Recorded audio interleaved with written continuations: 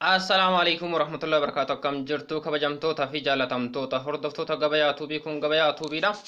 Gabayaan tuubii akkuma beekamu meeshaalee Itoophiyaa keessatti argaman gatii isaa iddootti argama isaa fi qulqullina isaa information isaa guutuu wajjin isin biraan gahaa akka ture beekamaadha jechaadha.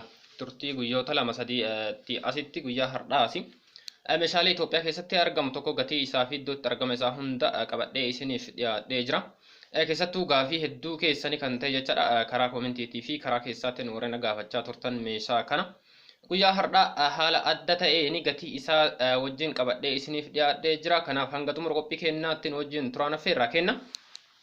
Warri yeroo jalqabaatiif gara YouTube channel keenyaa dhuftan ammoo subscribe gochuudhaan maatii keenya ta'aatii irraa fayyadama hiriyoota keessan biraan ga'uuf share godha. Like godhaatiin nu jajjabeessa YouTube channel keenya nuuf guddisa.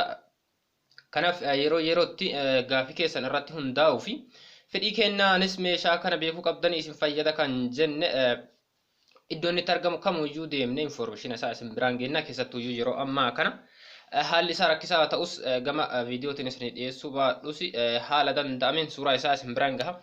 Suuraa isin biraan gahuun isaa tokko faayidaan isaa meeshaa kana bitachuudhaaf diizaayina kana qabattanii gara magaalaa isinitti dhiyaatutti deemtanii hojjisiifachuudhaaf haalli isaa mijaadha jechaadha.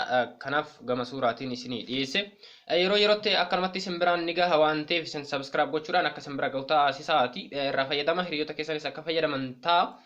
Yeroo kanas haalli isaa rakkisaa waan ta'eef meeshaalee keessattuu warri biyya alaa jirtan meeshaalee qabatanii dhufuun isin rakkisuu fi biyya keessatti yoo galtan haala biyyaa beekuu dhabuu irraa kan ka'e meeshaa kana bitachuun kan isin rakkise haaluma salphaan gabayaa tuubii yoo hordoftan information isaa guutuu isaa ni argattan jedhee yaada. Kanaaf subscribe godhaatii hordofa. Amma hanga xumura qophii keenyaatti nafaana turaan affeerraa kenna. Guyyaa har'aa gaafii keessan kan ta'e teessoo fi minjaala irratti nyaatamu akkuma gaafii keessaniitiin qabadhee isiniif dhiyaadhee jira. Farnichara beekamaa tokko bira deemuudhaan jechaadha. Mina farnichara magaalaa Finfinneetti kan argamu fi magaalota naannoo Oromiyaa birattis geessuun haala danda'amu hunda isaa isin biraan gaha. Kanaaf akkuma suuraa irratti argaa jirtan kun meeshaan kun teessoowwan irra taa'amuu fi minjaala irratti nyaatamu ofirraa qaba jecha. Akkuma argaa jirtan kana teessoon isaa kan irra taa'amu mukaan dalagame gidduu isaa irratti soofaa kan uffifame jechaadha yookaan ammoo soofaa irraa kan dalagame. Minjaalichi mukarraa kan dalagame jechaadha, muka cimina guddaa qabu. Kana fakkaata haalli isaa. Akkuma argaa jirtan kana teessoo 8 qaba. Dagalee gara dheerina kana teessoowwan 3 kaa'amee jira. Afuufi gara garjalaatiin teessoo tokko kaameeraa waliigalatti teessoo irra taa'uu hin danda'amu yookaan ammoo teessoo nama 8 teessisu kophaa isaatitti qaba. Akkuma argaa jirtan kan mana keessan keessattii fi warroonni mana nyaataa yookaan ammoo hoteela qabdaniifis haalli isaa mijaadha jechaadha. Kanaaf meeshaa kana bitachuu yoo barbaaddan qarshii 85,000 yoo qopheessitan bitachuu dandeettanii haaluma salphaan iddootti isin jirtanis isin geessuun numa danda'ama. Kanaaf meeshaa kana akka jiru kanatti qarshii 85,000 yoo qopheessitan haaluma salphaan bitattanii harka keessaniin gaattanii ittiin fayyadamuu ni dandeessani. Haaluma isa fakkaatuun kunis meeshaa ajaa'ibaati. Minjaalichi kan waan irra kaa'amu kun jechaadha seeraamikii irraa kan dalagame bal'ina hedduu qaba. Gara lafarraa ol dheerina guddaas kan hin qabne jechaadha. Teessoon isaa kan irra taa'amu 6 qaba. Akkuma argaa jirtan kana teessoon kun soofaadhaan kan dalagame jechaadha. Caafiin isaa yookaan ammoo dagaleen isaa fi miilli isaa mukarraa kan dalagame. Akka jiru kanatti qarshii 65,000 yoo qopheessitan haaluma salphaan bitattanii itti fayyadamuu dandeessani. Teessoon isaas 8 waliigaltee keessaniin itti dabaltanis 8 6 gara 7 solsiisuu dandeessan jechaadha. Kanaaf akka amma argaa jirtan kanatti teessoo irra taa'amu yookaan ammoo nama 6 teessisuu kan danda'u 6 wajjin qarshii 65,000 bitattanii itti fayyadamuu dandeettani. Haala isuma fakkaatuun kunis meeshaa ajaa'ibaati bifa adda ta'een jechaadha. Minjaalichi irratti nyaatamu seeraamikiidhaan kan dalagame geengoodha. Akkuma argaa jirtan kana teessoon irra taa'amu soofaa irraa kan dalagame meeshaa baay'ee tokko bareeda teessoo 6 qaba yookaan ammoo nama 6 teessisuu kan danda'u qaba. Akkuma argaa jirtan kana akka jiru kanatti bitattanii itti fayyadamuu yoo barbaaddan qarshii 70,000 yoo qopheessitan haaluma salphaan bitachuu dandeettanii. Seeraamikiin irraa hojjetames furdaadha, furdina qaba. Kanaaf qarshii kanaan qarshii 70,000 yoo qopheessitan teessoo 6 faana bituu dandeessani. Akka waliigaltee keessaniittis teessoo kana dabaltanii bitachuus ni dandeessani. Hir'isuus numa dandeessani. Akka kaameetitti yookaan ammoo akka kaamee gurguramutti qarshii 70,000 teessoo 6 wajjin gurgurama jechaadha. Kuni dhaabbataadha. Dhaxxanii kan dalagames jira bitachuu dandeettani. Ajaja keessaniinis dalaguu dandeessani. Dabalataan ammoo magaalaa isinitti dhiyoo dalagsiisuu ni dandeettan jechaadha. Haaluma isa fakkaatuun kunis dizaayina gosa biraati. Seeraamikii irraa dalagame innis garjallaan isaa kan mootuyyuu lukti isaa mukaan kan dalagame teessoon namni irra taa'u. Lukti isaa mukaan dalagame soofaadhaan kan dalagame jechaadha. Akka amma argaa jirtan kanatti teessoo 6 ofirraa qaba. Bal'ina guddaas qaba. Teessoon isaas nama furdaas teessisuu ni danda'a. Guddaadha jechaadha. Akka argaa jirtan kanatti innis qarshii 70,000 yoo qopheessitan teessoo 6 wajjin haaluma salphaan bitattanii itti fayyadamuu dandeettanii. Bitadhaatii itti fayyadamaa isiniin jedha. Anis gama kootiini. Kunis meeshaa isa biraatii mukarraa dalagame. Akkuma argaa jirtan teessoo 6 qaba. Teessoo 6 kana waliin bitachuu warri barbaadan gatiin isaa baay'ee tokko madaalawaadha. Namni kamuu bitachuu dandeettanii lafa guddaas keessattuu manni nama tokko keessi isaa bal'ina yoo hin qabaanne teessoo kana bitattanii itti fayyadamuu dandeettanii qarshii 25,000 yoo qopheessitan bitattanii itti fayyadamuu dandeettanii. Teessoo 6 wajjin jira. Minjaalichis bal'ina guddaa kan hin qabne jechaadha. Mukarraa kan dalagame. Kanaaf haala kanaan bitachuu dandeettanii qarshii 25,000.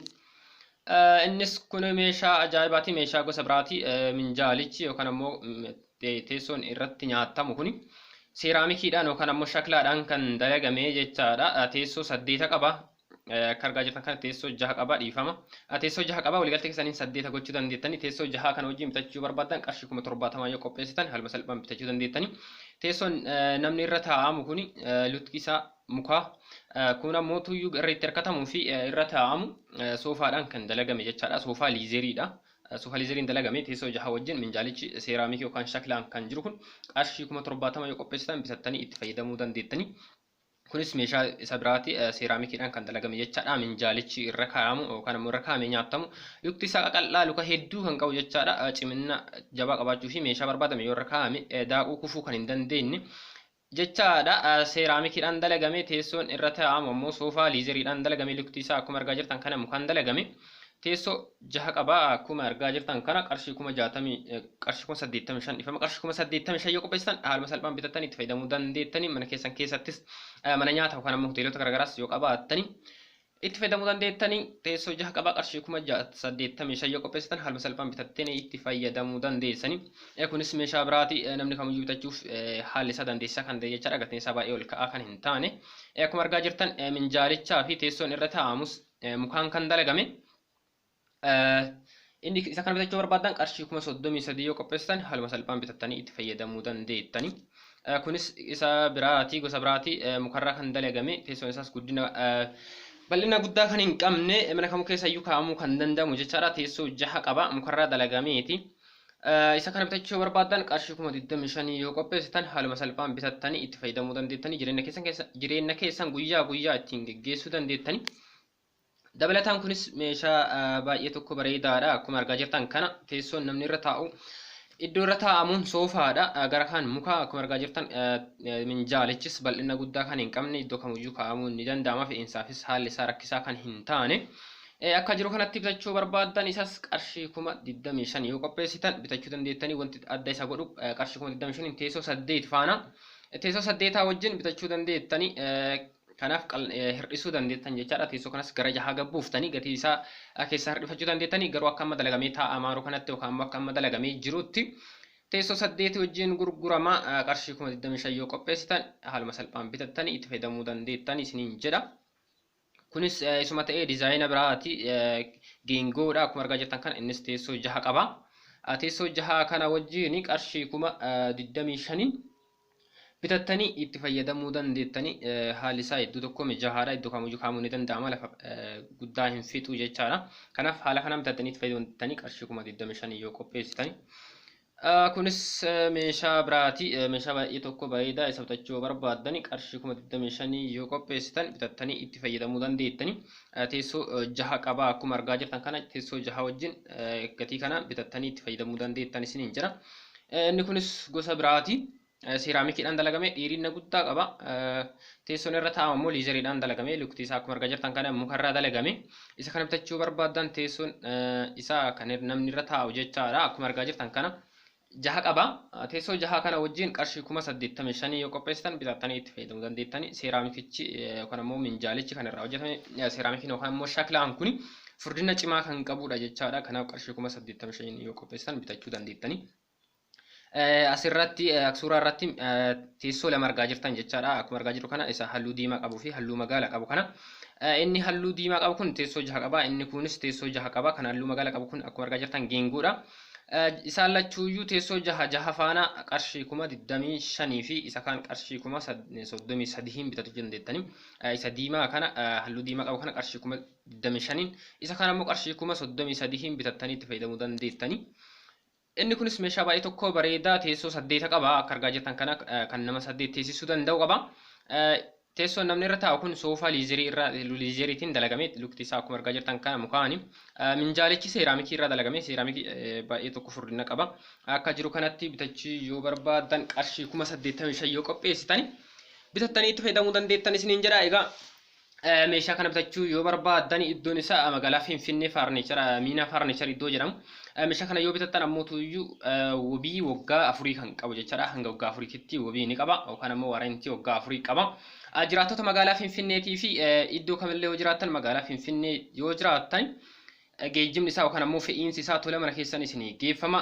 Warroota magaalaa Finfinneetiin ala jirtan magaalaa Itoophiyaa keessa naannoo kamillee yoo jiraattan gatii fe'iinsaa isin kafaltanii iddoo kamittuyyuu galachuun ni dandeettanii. Warri kun nun ta'u jettan diizaayina kana qabattanii magaalota isinitti dhiyaatan kamittuyyuu dalaguu ni dandeettan jechaadha.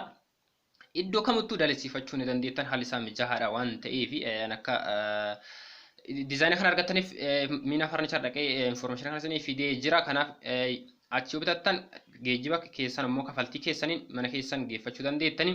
Ta'uu jettan ammoo magaalota isinitti dhiyootitti bitattaniitiin dalasiifachuu dandeettani. Magaalaa Finfinneetti bitachuu barbaadan ammoo iddoon isaa lakkoofsa iddoo lamatti argachuu dandeettani. Lakkoofsa tokko Jaamoo tokkoffaa warshaa Daawitii fuula duratti argachuu dandeettani. Lammaffaa mootuyyuu Gurdishaaloo Seentarii gamoo fuula dura isaa jiru darbii tokkoffaa irratti argachuu dandeettani. Sa'aatiin hojii isaa guyyaa wiixataa hanga sanbataatitti ganama sa'aatii 2 hanga galgala sa'aatii 2titti bitachuu dandeettani. Argachuu dandeettan jechaadha. Guyyaa sanbata guddaa yookaan ammoo dilbata sa'aatii 2 ganama sa'aatii 2 hanga guyyaa sa'aatii 10titti deemtanii bitachuu dandeettan sa'aatii hojii banaadha jechaadha. Kanaaf hordoftoota keenya odeeffannoon guyyaa har'aa qabadhee isiniif dhiyaadhee kanuma hanga ammaa hordofaa jirtanii YouTube keenya subscribe gochuudhaan nu guddisaa irraa fayyadamaa. Meeshaalee kanniinii fi kan kana dura dhiyeessine akkasumas kan kana booda isinii dhiyeessuunis irraa fayyadamaa. Bitadhaa information isaa beekaa warri beekuun kana dura isin rakkise.